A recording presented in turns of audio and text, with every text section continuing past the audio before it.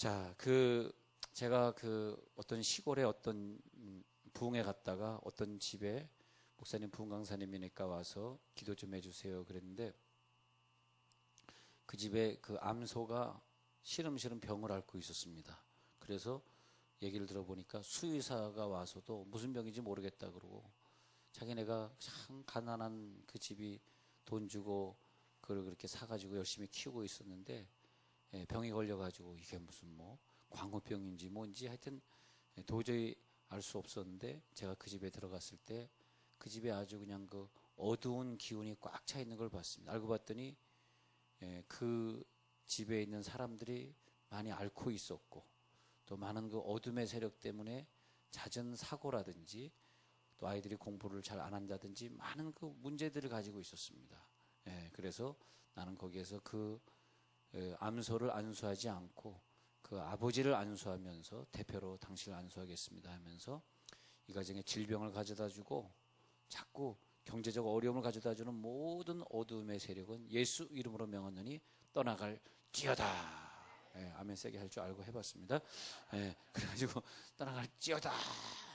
그랬더니 방 안에서 안수하고 있는데 저쪽 외양간에서 매 그러는 거예요. 희한하다. 내가 왜 방에서 안수하는데 제가 음매할까? 그랬더니 그 다음에 저는 부흥회를 왔는데 그날 밤에는 소가 잘 자더니 그 다음날 멀쩡하게 일어났다는 겁니다. 이 어둠의 세력을 우리들이 잘 알아야 되겠습니다. 어둠의 세력을. 어떤 집에 정신병 아이가 있는데 계속해서 정신병 의사도 고쳐보고 많은 기도도 받아보고 안 되더라고요. 그래서 내가 이렇게 봐가지고 식구를 한번 모여보라 그랬습니다. 이게 왜냐하면 뿌리를 뽑아야 되는데 식구를 모여보는데 얘가 그 아빠를 안 닮고 삼촌을 닮았습니다. 물론 아빠도 많은 닮았지만 아빠보다 삼촌 쪽을 많이 닮았어요. 그런 경우 있잖아요. 우리들이 이렇게 좀 어떤 아버지 엄마 쪽보다는 이렇게 외가 쪽을 닮는다든지 그런 아이들이 있잖아요. 그런 것처럼 얘가 정신병이 안 고쳐져가지고 굉장히 힘들게 하고 막 자살하려고 하고 막 너무 힘든 상황인데, 그래서 왜 얘가 삼촌 쪽을 닮았는가를 가만 좀 연구를 해봤더니 삼촌 쪽에서 내려오는 나쁜 영의 흐름을 얘가 탔더라고요. 그래서 제가 얘를 안수해서 될 일이 아니고 이 조상의 그 뿌리를 안수해야 되거든요. 근데 아버지 쪽이 아니라 삼촌 쪽을 제가 안수했습니다. 삼촌 쪽을 왜냐면 비슷하게 생긴 사람을 찾아야 되거든요. 원래 그 영의 세계 보면 비슷하게 생긴 사람, 옆에 사람 한번 봐봐. 비슷하게 생긴 사람 있나 이렇게. 비슷하게 생긴 사람 있나? 딱 보면 있습니다. 있어. 그래서 그 삼촌을 놓고 귀신을 쫓았습니다. 삼촌의 머리에 손을 얹고 이 조상에 내려온 이 삼촌 쪽으로 나오는 나쁜. 근데 아버지는 참 예수를 잘 믿었는데 삼촌이 예수를 제대로 안 믿어가지고 삼촌의 기운이 얘를 갖다 타격을 주고 있었더라 이것입니다. 우리는 생각할 때 나는 예수를 잘 믿는데 왜 그럴까 그런 경우가 있는데, 성경에는 나 개인의 문제가 아니라 이걸 갖다가 연대라 그래. 연대 책임이에요. 연대 책임. 우리들의 모든 책임은, 모든 죄는 나중에 저주를 가져오는데 그 원리는 연대 책임의 저주, 연대 책임의 원리입니다. 연대 책임의 원리. 그렇게 적어 놓으셔야 돼요. 연대 책임의 원리. 그래, 연대 책임. 그래서 연대 책임 때문에 닮은 사람을 찾는 것입니다. 그리고 그래서 우리가 신유라고 하면은 질병을 고친다, 그런 협소한 차원에서 좀 벗어나서 마음의 상처, 그 다음에 조상에서 내려온 어떤 흐름들, 이 가정이 가지고 있는 그런 흐름들 한꺼번에 치유하는 거, 그 다음에 그러니까 조상에 내려온 문제, 가정의 문제, 그리고 자녀 문제, 질병, 마음의 상처, 그리고 신앙생활 잘 못하는 영적인 문제를 다 포함해서 그 뿌리를 가지고 있는 귀신을 싸워 이기는 것입니다. 이렇게 보셔야 돼요.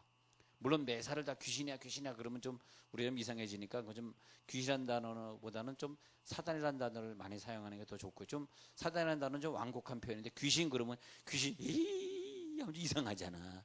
귀신.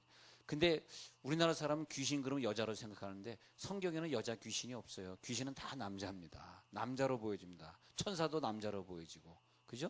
그러니까 성경에 나오는 귀신, 마귀는 전부 남성형의 남성형, 여성형은 없어요. 근데 하여튼 우리에게 육신의 병이든 조상의 문제든 자녀의 문제든 뭐 가정의 문제든 뭐 상처든 뭐 방탕하는 자녀가 자꾸 나온다든 모든 문제를 포함해서 완전히 치유를 받는 것이 진정한 치유다. 그렇게 생각하시기 바랍니다. 그런데 진정한 치유를 받기 위해서 우리가 낙심하지 말고 두려워하지 말고 죄와 싸워 이기고 자, 우리가 영적으로 이게 흐름을 보시면 알아요. 영적으로 흐름 보는데 추석이네. 그런데 하여튼 우리가 보면은 이 진정으로 해결이 안 되는 것들이 많이 해결이 안 되는 많은 것들. 그런 것들 이게 왜 자꾸 해결 안 될까? 자꾸 어떤 가정의 어려움들이 자꾸 반복되는 것들. 그것을 빨리 영적인 눈을 떠서 봐야 됩니다. 그래서 신유 그러면 병만 고쳐주는 것이 아니라 모든 분야에 있어서 상처를 비롯해서 모든 분야에서 다 치유해 주는 것. 자, 안수도 그래요. 안수 그러면 직분 안수 그래서 무슨 목사님들이나 노회나 감독들이 와가지고 목사님에게 안수하는 그런 직분 안수, 뭐 장로나 안수 입사에게 안수하는 그런 안수는 뭐 윗사람들이 하시는 거지만 그런 거 말고 병 고치는 안수는 우리들이 다 할 수 있는 것이고요. 특히 귀신 쫓는 것은 여러분들이 가정에서 직접 계속 안수하고 하셔야 돼요. 지난주도 여기서 기도할 때 여기서 막 엄마 아빠가 아들 몸이 아픈지 하여튼 아들을 놓고 막 기도에 등어리에 손 놓고 아들 등짝도 되게 아프겠더라고 살살 좀 때리지. 그 무지막지하게 막 엄마 아빠가 손으로 후드려 패면서 막 아들을 기도 중에 아들은 좋아가지고 막 방언하면서 기도는 했지만은 내가 앞에서 보면 적당히 좀 때려라. 근데 하여튼 그건 우리 부모님이 하는 거 잘하신 거예요. 잘하신 거. 그 부모님에게 그런 권세를 주신 거예요. 뭐 부모님이 뭐 아들에게 야 내가 너부터 이제부터 목사로 안수하노라 그거는 안 하잖아요. 그건 아니지만은 병 고치는 안수. 그다음에 또 중요한 안수가 성령 받게 하는 안수. 성령 받게 하는 안수는 목사만 하는 게 아니에요. 여러분들이 뭐 빌립 집사라는 사람이 간다기 국고를 맡은 그 사람이 자 저기 시내가 있으니 가서 안수하자. 그래서 안수했더니 성령 받았다 그러잖아요. 빌립 집사지 뭐 안수 집사지 그 사람이 무슨 뭐 목사 아니거든요. 그러니까 성령 받게 하는 안수 이것도 여러분들 스스로 다 하면 좋겠어요. 우리 그냥 자연스럽게 막 안수하면 좋겠어요. 그런 것입니다. 그래서 직분 안수, 성령 받는 안수, 치유 안수, 그다음에 병 고치는 안수 말이에요. 그다음에 이제 귀신 쫓는 안수는 여러분 가정에서 자꾸 아이들을 놓고 안수해 주세요. 안수 누가 해주겠어? 누가 우리 집에 와가지고 매번 신방 와가지고 해주겠어? 자기 부모님이 아이를 놓고 계속 안수해 병이 고쳐지고 귀신이 떠나가고 그러는 거죠. 근데 오늘 그 요한복음 10장 10절에 가서 보니까 이 마귀는 뭐냐면 우리의 것을 도적질하려고 그러는 것이고 우리를 죽이고 결국 우리를 멸망시키려는 것이고 예수님은 우리들에게 생명을 얻게 하고 더 풍성히 얻게 하려는 것이고 난 여러분들이 교회 나오면서 막 뭔가 생명을 얻고 더 풍성히 얻었으면 좋겠어요. 교회 와가지고 막 도적질 당한 그런 느낌을 가진다든지 뭐 교회 와가지고 난 교회 말이지 위로받으러 왔는데 너무 상처받았어 그러면 안 좋은 것 같아. 그건 뭐 상처 주고 이러는 것은 예수님의 분야가 아니에요. 상처 주고 이러는 것은 마귀 분야라고. 그러니까 우리는 그냥 서로 사랑해주고 그죠? 뭔가 그 사람에게 좀 보탬이 되죠. 난 저의 인생에 뭐가 보탬이 돼야지. 난 저 사람만 만나면 난 내가 자꾸 손해보는 것 같아. 그러면 안 되잖아요. 좀 보탬이 되어 주시길 바랍니다. 그러니까 우리들이 막 열심히 선물해주고 뭐 전도할 때 그냥 뭔가 막 갖다주고 말이지 그러면서 전도하면 참 좋겠어요. 자, 그래서 이제 보면 우리는 자꾸 생명을 얻게 하는 것과 반대말 도적질하는 것. 여기 10절에 보면 도둑질하는 것과 그리고 얻게 하는 것 반대말이 나오잖아요. 뭔가 우리의 행복을 뺏어가, 뭐 건강을 뺏어가, 돈을 뺏어가, 다 이것이 다 마귀가 하는 일이에요. 돈을 뺏어가, 우리 힘들게 해. 자, 데살로니가전서 2장 13절 한번 보고 올게요. 데살로니가전서 오늘 아주 중요한 걸 오늘 공부하고 있으니까 오늘은 필기를 잘 해놨다가 여러분들이 우리 같이 중국에 가시거나 어디 가시면 여러분들이 이 한 강좌 맡아서 이거 한번 해보세요. 제가 이 강좌 안 할 거니까 오늘 필기 잘 하신 분이 잘 갖고 있다가 한번 그 필리핀이나 이런 데 가면 이제 분방 공부를 제가 하거든요. 교인들하고. 그때 여러분 꼭 제가 오늘 말씀드리는 거 이 영적 전쟁에 대한 강좌를 한번 해보세요. 참 좋은 말씀 많이 있습니다. 참 내가 생각해도 주옥 같은 말씀이에요. 데살로니가전서 2장 13절에 보면 이러므로 우리가 하나님께 끊임없이 감사함은 너희가 우리에게 들은 바 하나님의 말씀을 받을 때 사람의 말로 받지 아니하고 하나님의 말씀으로 받음이니 진실로 그러하도다. 이 말씀이 또한 너희 믿는 자 가운데서 역사하느니라. 언제 이 말씀이 나에게 역사하냐면 오늘 설교를 들을 때 어떤 선우건의 말이다, 뭐 인간의 말이다, 나보다 어린 사람이다, 나보다 뭐 공부 못한 사람이다, 그런 차원으로 듣지 마시고 하나님의 말씀으로 받으면, 그러면 그 말씀이 역사하는 말씀이 된다는 거예요. 이게 참 중요한 비밀입니다. 데살로니가 교회야, 너희 교회 맨날 읽던 구절이지만 다시 제가 이렇게 해석해 드리니까 얼마나 좋아요. 그렇잖아요. 그래, 이제는 성경을 읽을 때, 그러니까 예수님이 마귀가 이렇게 자기를 유혹할 때 어떻게 싸워 이겼냐면 딴 걸로 싸운 것이 아니라 세 번 다 말씀에 기록되기를 이렇게 하지 말라 그랬잖아 하면서 예수님이 싸워 이긴 무기는 뭐냐 하니까 기록된 말씀, 그게 이제 그라페예요. 제가 말하는 기록된 말씀을 그라페 그랬잖아요. 예, 다른 목사들이 잘 쓰지 않는 말인데 헬라에 보면 그라페라는 단어가 나오거든요. 기록된 말씀, 하나님이 이렇게 기록하기를 하나님만 섬기라 그랬잖아 하고 싸웠잖아요. 그러니까 기록된 말씀을 예수님은 가지고 있었단 말이에요. 예수 속에 기록된 말씀이 이 성경이 기록된 것이 아니라 이 성경이 자기의 영 속에 기록되어 있었기 때문에 그 말씀을 꺼내니까 마귀가 도망가 버렸다는 거죠. 우리가 마귀와 싸워 이기는 힘은 뭐냐 하니까 이 성경이 내 속에 기록될 때 마귀와 싸워 이기니까 우리가 다른 것 가지고 싸우는 것이 아니에요. 이미 성경에 다 말씀이 기록되어 있어요. 이 기록되어 있는 말씀은 우리가 소유하는 거예요. 그러려고 그러면 성경을 많이 읽으셔야 돼요. 많이 읽는 사람이 마귀 권세를 이기는. 여러분 집에서 계속 성경을 읽는데 무슨 마귀가 우리들에게 교통사고 나고 하게 뭐 아프게 하고 뭐 실패하게 하고 뭐 그냥 애들 공부 못하게 하고 애들 뭐 건물에서 떨어지게 하고 그러겠어요? 안 그래요. 계속 성경 읽으면 이 말씀이 우리 속에 강하게 역사해가지고 마귀 권세를 기록된 말씀으로 이기는 거라니까. 다른 무기가 필요한 게 아니에요. 이미 기록되었으되 하고 예수님이 딱 말해버리니까 마귀가 아이고야 해가지고 도망가 버리잖아요. 이미 기록되었으되가 중요한 거예요. 하나님은 이미 승리의 말씀을 다 기록돼서 주셨는데 무슨 말씀이 더 필요해? 사실은 이미 기록되었으되. 항상 여러분 마귀와 싸울 때는 기록되었으되 믿는 자녀는 나와도 들어와도 복 받는다 그랬어. 기록되었으되야. 뭐가 기록됐니? 한국이 아니라 미국에 가야만 잘 되는데 그 말이 언제 기록돼? 있어? 아니야. 자, 그러면 이제 기록된 말씀을 내가 소유하고 있잖아. 기록된 말씀을 소유하고 있는 사람이 인생을 지나가요. 그 사람이 지나간 발자국에 뭐가 남냐 하니까 그 사람이 지나가면 사도행전 5장 15절에 뭐가 나냐? 그림자가 남아. 그림자. 여명의 그림자 있잖아. 여명의 그림자. 제가 사도행전 5장 15절 한번 읽어드릴게요. 사도행전 5장 15절. 여명의 그림자. 이게 이제 사탄과 싸우는 5장 15절. 그림자가 사탄과 싸우는 거예요. 그림자. 이런 말 처음 들어봤죠. 세상에 그림자가 싸우는 것도 뭐야? 이거 무슨 사도행 5장 15절에 심지어 병든 사람을 메고 거리에 나가 침대와 요 위에 누이고 베드로가 지날 때 혹 그의 그림자가 덮이면 병이 고쳐져. 그림자. 여명의 그림자. 그러니까 기왕이면 키가 좀 큰 사람이 좋아요. 그림자가 크니까. 예, 뭐냐 하니까 지나간 자리, 그의 그림자, 그분의 그림자.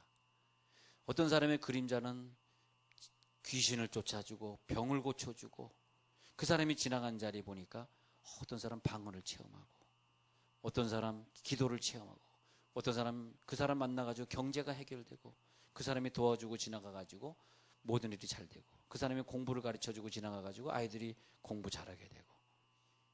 이 그림자가 뭐냐 하니까 보이지 않는 영향력이란 뜻이에요. 이게 그림자가 보이지 않는 영향력.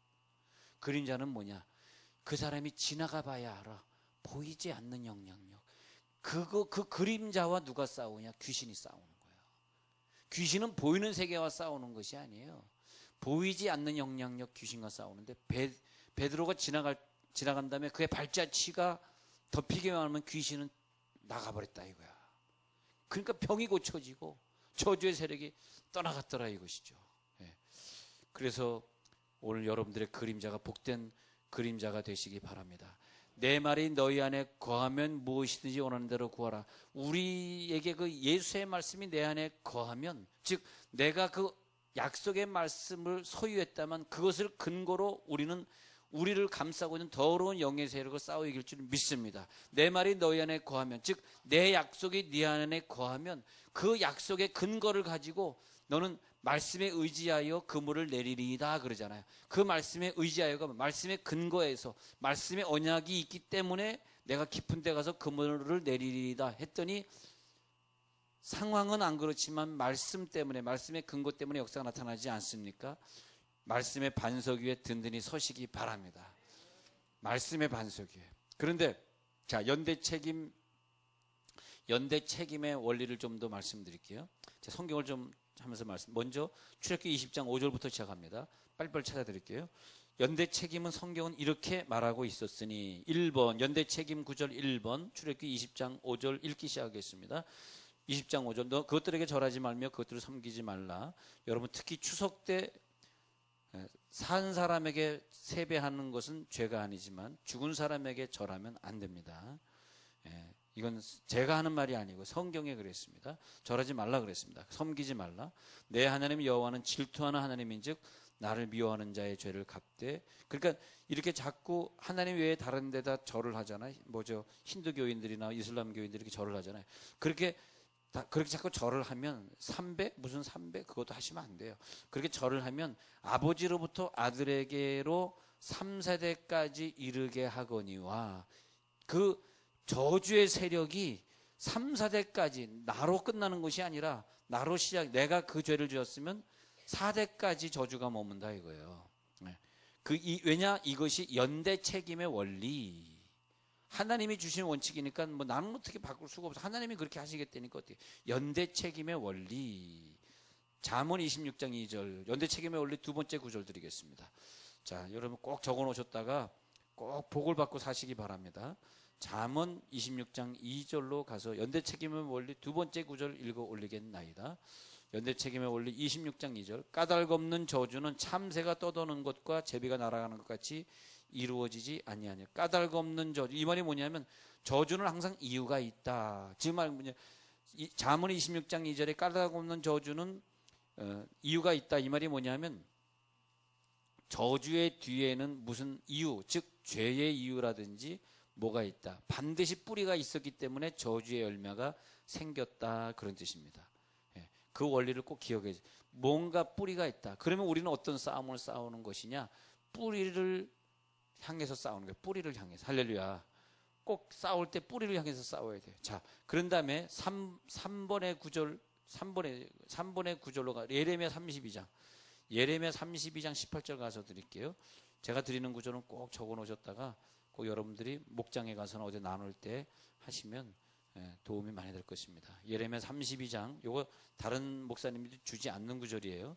32장 18절에 가서 보면 주는 은혜를 천만인에게 베푸시면, 그러니까 내가 하나 은혜 받으면 나로 인하여서 내 후손이나 내 주변 친구나 내 교회들이 엄청나게 은혜를 받는, 나 하나하나 변화시키시면요 천만인이 은혜를 받아요. 할렐루야. 은혜는 천만인에게 베풀어 주세요.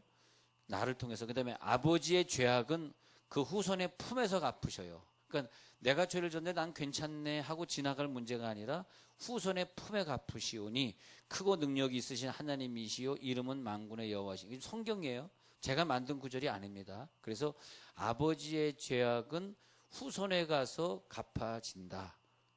갚아진다. 그것을 참고하시길 바랍니다. 잠언 3장 33절, 잠언 14장 11절, 잠언 15장 25절 계속 그렇게 나오고 있습니다.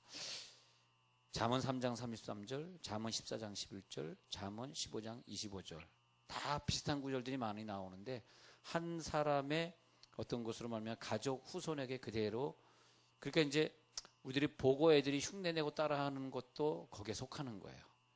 그러니까 가능한 나쁜 건 애들이 보지 않고 애들이 냄새를 맡지 않도록 꼭 해주셔야 돼요. 왜냐하면 나로 인생이 끝나는 건 아니잖아. 자식들이 그 자손만대로 또 애 낳고 살 거 아닙니까? 그러니까 그건 꼭 그 윤리를 좀 지켜주셔야 돼요.